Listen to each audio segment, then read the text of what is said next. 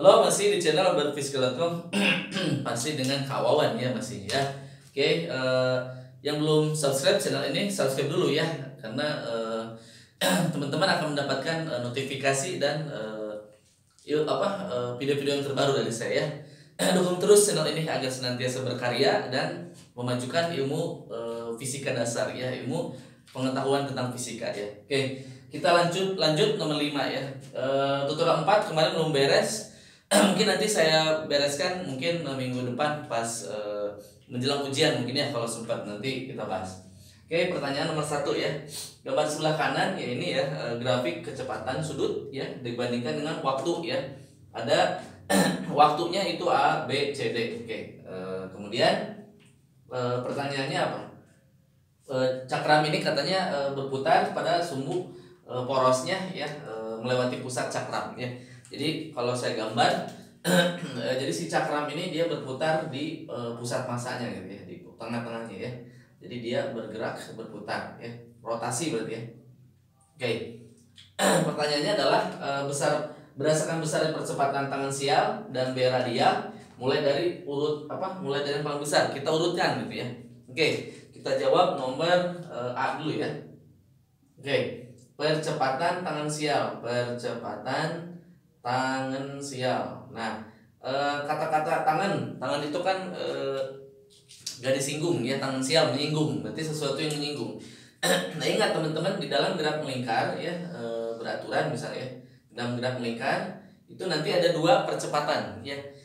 Yang pertama percepatan yang menyinggung. Nah, misalkan di sini, misalkan dia ada di sini gitu ya, misal. Nah, yang kedua itu ada percepatan yang arahnya radial menuju R. Radial itu dari pusat ya, ke arah jari-jari lah ya. Nah, ini radial itu asentripetal ya, menuju pusat lingkaran. Ini A tangan sial. Nah, kalau A percepatan tangan sial, AT itu tidak lain adalah alfa dikali R ya. Rumusnya A tangan sial. Nah, berarti kita ingin mencari percepatan tangan sial dari A, B, C, D ini, dari waktu keempat ini ya. Oke, yang pertama misalkan kita cari dulu hubungan alfa ini apa sih hubungannya dengan omega dan T. Teman-teman tahu bahwa percepatan sudut itu adalah perubahan ya, perubahan kecepatan sudut dibagi dengan perubahan waktunya ya. Nah, kemudian kita kalau limitkan ya si delta T-nya mendekati suatu titik ya, 0 ya, sangat kecil dari delta W per delta T. Dan ini menjadi sebuah turunan ya, dari kecepatan sudut itu ya. Nah, turunan itu kalau di dalam matematika arti fisiknya adalah kemiringan ya, kemiringan garis ya, atau gradien ya, kemiringan garis ya. Nah, berarti teman-teman coba kita lihat kemiringan garis. Yang pertama titik A. Nah, titik A, coba kemiringan garisnya yang mana? Kemiringan yang ini teman-teman. Nah, ini kemiringannya. Oke, titik A. Kalau titik B, di sini kemiringannya. Titik B kan nggak ada kemiringan, berarti 0. Sama dengan titik D. Titik D juga nggak ada kemiringan. Ini 0 nih kemiringannya ya. Jadi si alfanya nanti 0. Nah, kemudian yang titik C ini kemiringannya. Nah, sekarang adalah urutannya A sama C gedean mana? Nah, teman-teman, kemiringan itu, gradien itu adalah delta Y per delta X. Nah, untuk yang A itu delta Y-nya sama ketinggiannya ya di sini. Delta Y-nya sama. Nah, tapi delta X-nya lebih besar. Delta X-nya besar. Yang titik A. Nah, kalau titik C gimana? Titik C berarti M-nya adalah delta Y per delta X-nya kecil ya. Berarti kemiringannya besar.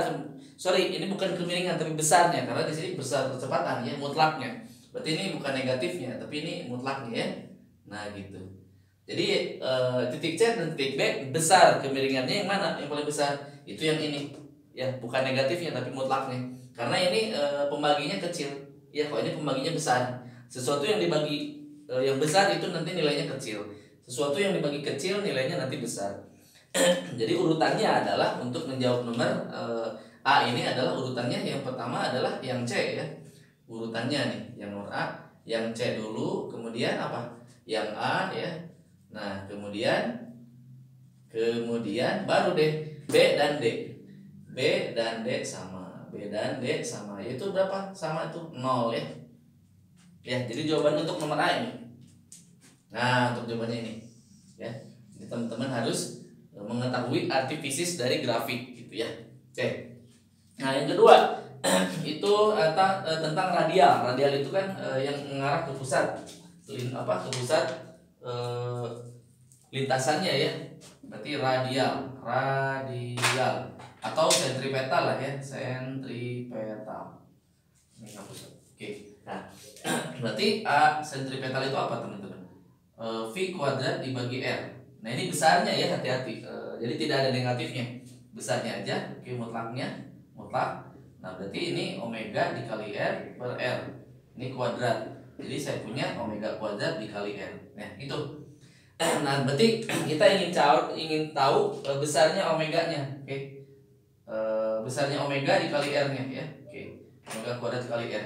Coba lihat omeganya. Yang paling tinggi yang mana? Nilai omeganya yang paling tinggi yang pasti yang ini. Titik B ya. Jadi urutannya itu adalah B dulu. Oke. Kemudian A dan C itu ketinggiannya sama omeganya. Ini omeganya ya. Ketinggiannya sama, berarti kemudian apa? A dan C sama ya. A dan C sama. Dan yang terakhir adalah D.